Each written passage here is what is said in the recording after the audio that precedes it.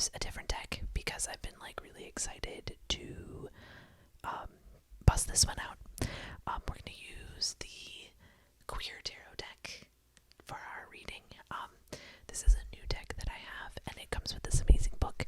The deck itself is very colorful and vibrant. Lots of like amazing artwork. Check that out. It's so beautiful. It's a very beautiful deck, and I really enjoy it. And it has, like I said, it has this like really cool book.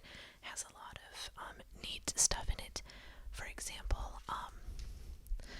each like the page here. See if I can get it up there for you. Oh, it won't. Okay, there it goes. So you've got the page. It's got like the description of the card, and then we'll go over here. It also has the reverse. It's the description for the reverse meaning of the card, like when you get it upside down in your readings, and then a little meditation for each card. And so it's a really fun book that is great for if you're learning. So if you're interested in that, you can go get your own, and it will guide you through learning tarot and understanding the cards in a really user-friendly way. I also really like this deck because it's very sweet and nurturing and kind of validating in how the cards are interpreted. And so we're going to use that for reading today. One little disclosure really quick though, it is the Queer Tarot, but, or it is like the Queer Tarot deck or whatever, but you don't have to be queer to participate in this reading. I am, and I really enjoy using this deck and want to share it with you, but everyone is welcome to participate in the reading regardless of like how they identify. That being said, today's reading is going to take a spread from inside this book. Here we go. Let's look at oops. The identity spread, a 3-card spread that we're gonna do. Because I'm still getting used to this deck and stuff like that, so I thought it would be fun to take a spread from the book and then use that to introduce everyone to the deck. So let's get started. While I shuffle, what I want you to do is sort of clear your thoughts, and I want you to focus on who you are and where you're going in your life, or where you want to go in your life, as far as like who you are and your identity. Like who are you growing into? Who are you cultivating yourself into? That sort of thing. Actually, and you can focus on whatever you want. This is your reading. I'm gonna start shuffling now.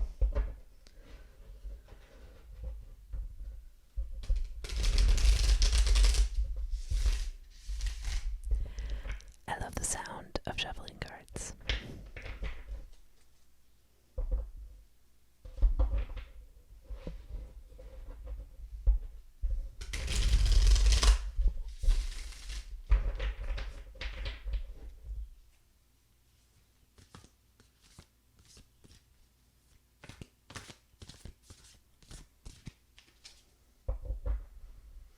Okay, one more.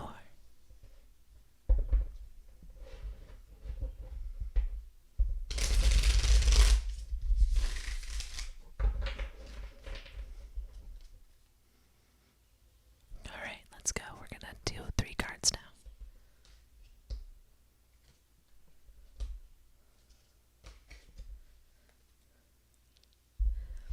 Alright, so your first card is the Star. The Star. This card is in the first position of the reading, which will represent you as you are right now.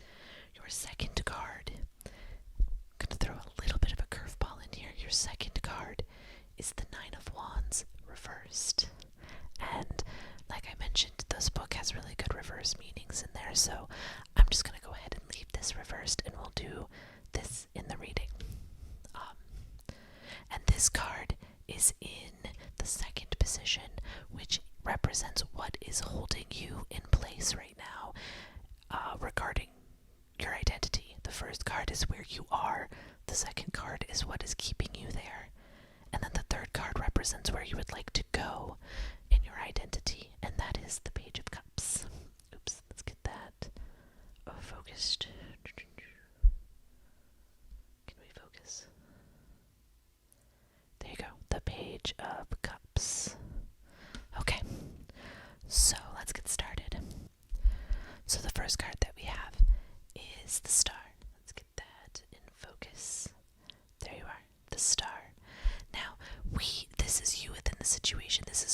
are right now, your current identity. And you can look to the card a little bit for some symbolism to help you understand what it means. So in this deck, one of the things that they use are these. Oh my god, it won't stay focused.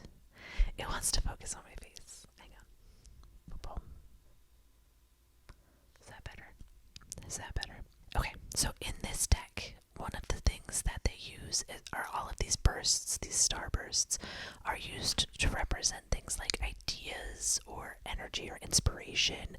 They represent, I think, like the divine or like cosmic enlightenment, that type of stuff, which really depends on what you believe in. And then another thing they have here is they have vessels that they're using to like pour out water and stuff like that, which I interpret at least to mean that you are sort of like actively participating in or like actively mastering like a flow of some kind. So the star represents sort of like an opportunity for you to be like happy and hopeful, optimistic. You're in a place where you're probably good to like dream big and have big ideas and big thoughts for yourself. And so it's like a place of like enlightenment and inspiration that's coming from outside and coming into you, and you are ready and willing to harness it.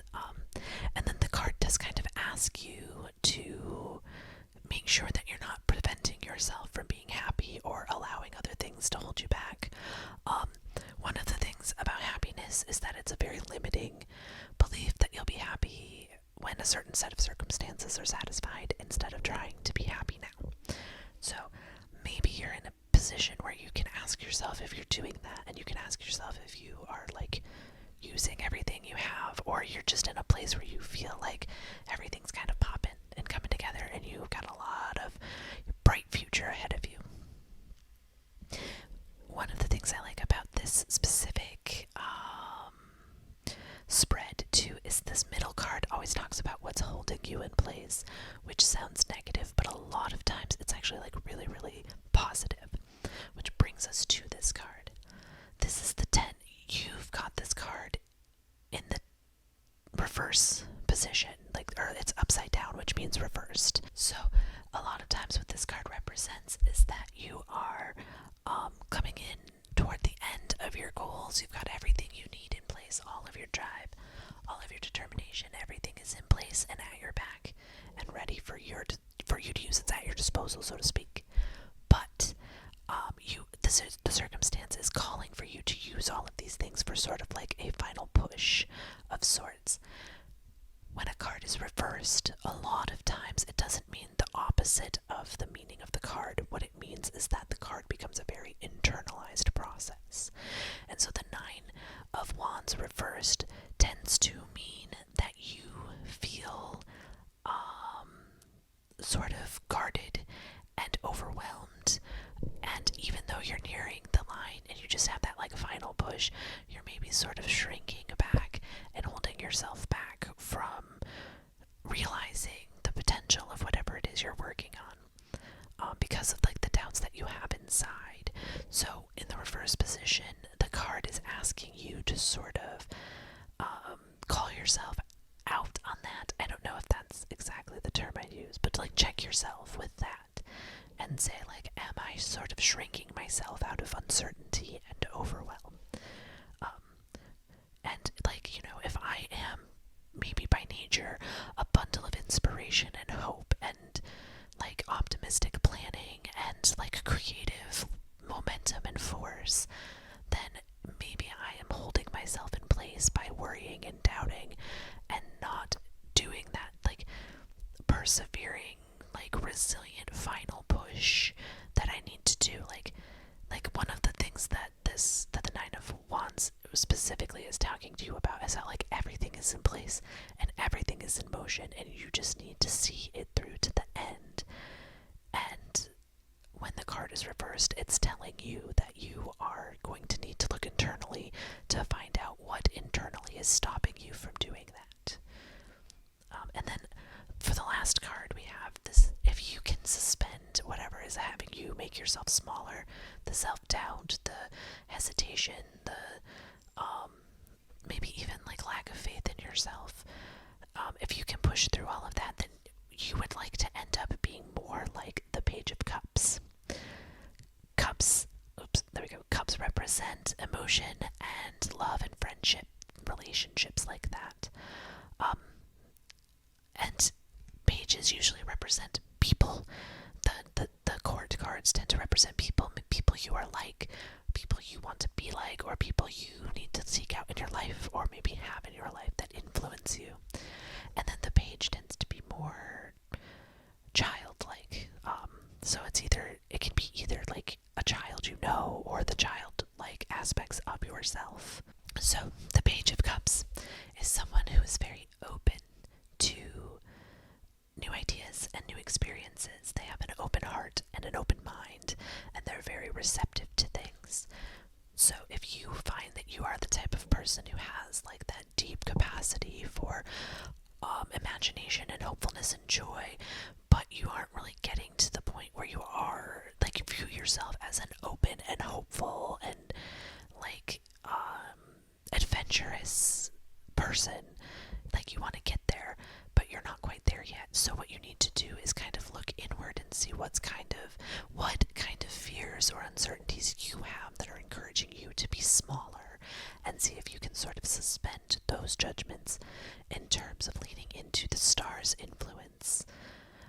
Because what this reading is telling you is that everything you need to be the Page of Cups is like right here already. You're already this, and because it is a major arcana card, it is a core part of who you are. It's not like part of the daily minutia of things. It is every day. This is who you are. And today, you are holding yourself back out of self-doubt or whatever it is. And so if you can work through that, then you will find yourself being closer to someone who is open-minded and ready to embrace new experiences and new ideas and new relationships with people. So yeah, I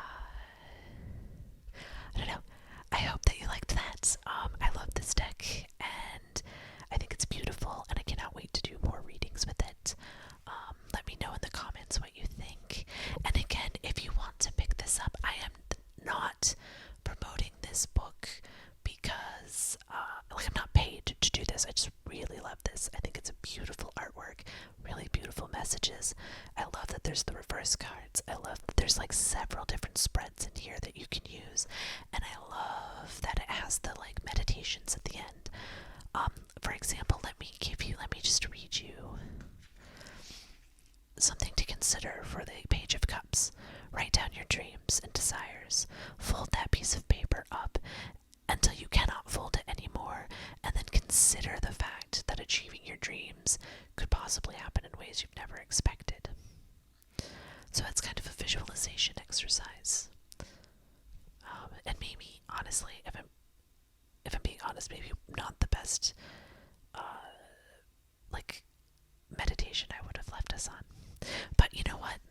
Nothing has to be perfect. It just has to be done. So let's go ahead and do that. Like, I would say you should write down your dreams and your desires and then fold them up until you can't anymore, while visualizing the ways in which you might not be able to imagine. Or let me rephrase that. While visualizing the ways that things could go well for you that you have not yet considered or imagined. Or even just like, what would it look like if new outcomes go well? Like, what happens if things go well? I think that's maybe a good way to end this. It's just ask yourself what would happen if things went well for you. And focus on that as a way to get yourself through that final push.